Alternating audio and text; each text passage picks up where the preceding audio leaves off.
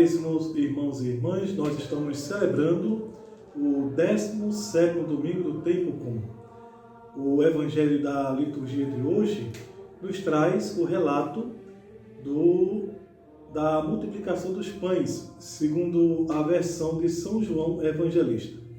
Aliás, este ano B, que é o ano que nós meditamos aos domingos, o evangelho segundo Marcos, ele tem essa peculiaridade, porque dedica 5 domingos consecutivos à meditação do capítulo 6 do Evangelho segundo a versão de São João Evangelista. Então, a partir de hoje, como disse, até o 21º domingo comum, teremos então a reflexão acompanhando aí o passo a passo de trechos do Evangelho segundo São João. Pois bem, a multidão, de acordo com a narração de hoje, ela é atraída a Jesus porque ele realiza milagres, sobretudo pela cura de doentes. Isso é o que nós vemos logo no começo do Evangelho, né?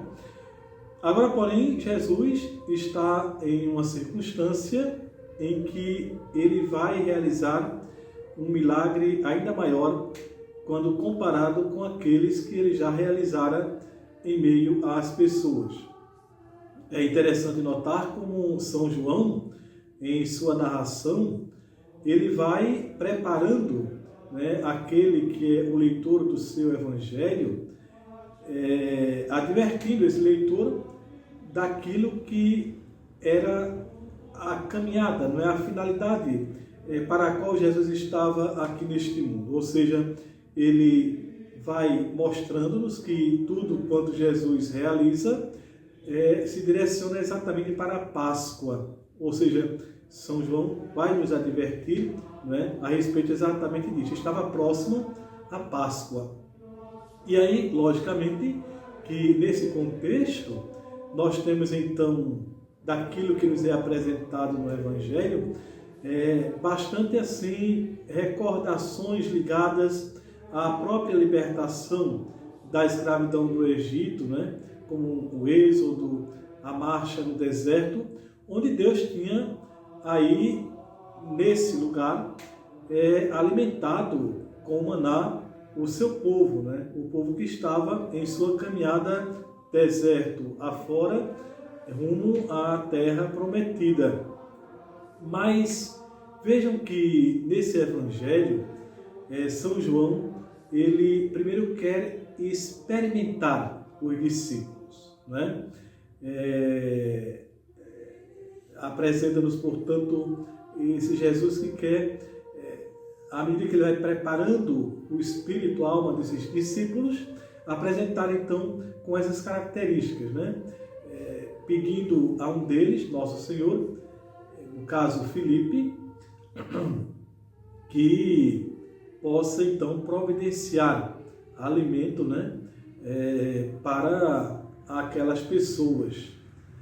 E é interessante notar como esse discípulo, né, daquilo que nos é colocado nessa passagem do Evangelho, Filipe ele limita-se a reconhecer que seria impossível fazer essa aquisição de pães para aquela multidão, né, porque isso ultrapassava exatamente as possibilidades que eles tinham, materialmente falando, naquele momento. Mas o que são esses poucos pães, né, que são apresentados a Jesus? O que são esses 2 peixes em relação àquilo que representa o próprio Senhor? Ou seja, ele é o Senhor do qual tudo provém. Então, 5 pães e 2 peixes, ele pode muito bem fazer daí, né, uma multiplicação. E é exatamente isso que acontece. Mas vejam que a narração, tal como ela se desenvolve toda num espírito, né, numa dinâmica eucarística, porque Jesus dá graças, né? E exatamente aqui, como ao contrário daquilo que nos é apresentado pelos outros evangelistas, nos outros evangelhos, ele pede que os discípulos distribuam esses pães após a ação de graças que ele realiza. Mas aqui é ele pessoalmente, né, quem faz então essa distribuição. A ele cabe, portanto, dar o pão que representa, né, que simboliza naquele momento a sua própria entrega, como ele mesmo vai dizer-nos mais adiante nos versículos que nós vamos meditar ao longo desses domingos. Os discípulos terão apenas então uma tarefa. E que tarefa é essa? De acordo com a narração do Evangelho. É recolher aquelas sobras, né, que restaram, né, daquela multiplicação após a alimentação à saciedade de todos, né, que ali se encontraram, né, e tiveram essa graça de receber aquele pão de nosso Senhor. E o resultado foi, como nos diz o próprio Evangelho no versículo 13, é que se recolheram aí 12 cestos. Logicamente que não era de se esperar outra reação, senão uma reação de admiração por aquilo que Jesus faz, a tal ponto que ele, como nos é indicado no versículo 14, é visto pelas pessoas como o profeta dos últimos tempos, né? Então ele é o Messias, ele é o rei de Israel. Pois bem, nesse contexto, é muito importante a gente pensar então que tudo se realiza nesse espírito da criação renovada, do êxodo, da aliança que Deus estabelece com o seu povo, tal como nos aparece, por exemplo, na primeira leitura e, mais explicitamente ainda, no Salmo responsorial.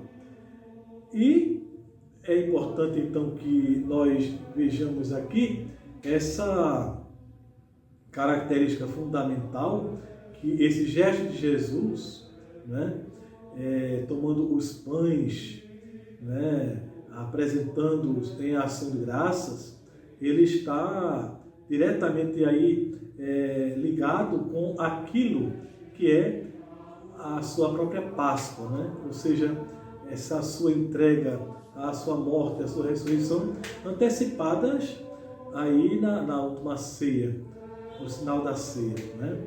Pois bem, assim sendo, tudo isso fica então patente para nós como a Eucaristia é o sinal dessa unidade invisível que nos apresenta o próprio Senhor a partir desse acontecimento.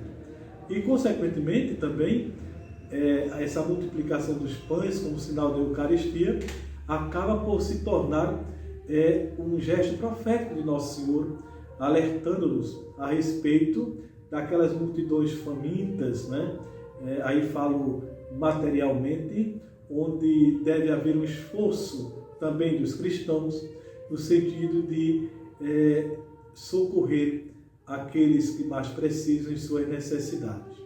Isso significa que o cristão, né, o discípulo de nosso Senhor Jesus Cristo, nessa perspectiva daquele que recebe a Eucaristia, se torna no mundo um instrumento de um novo modelo de desenvolvimento, onde a salvação ela é posta à disposição de todos. Abençoe-vos Deus Todo-Poderoso, Pai e Filho e Espírito Santo. Amém.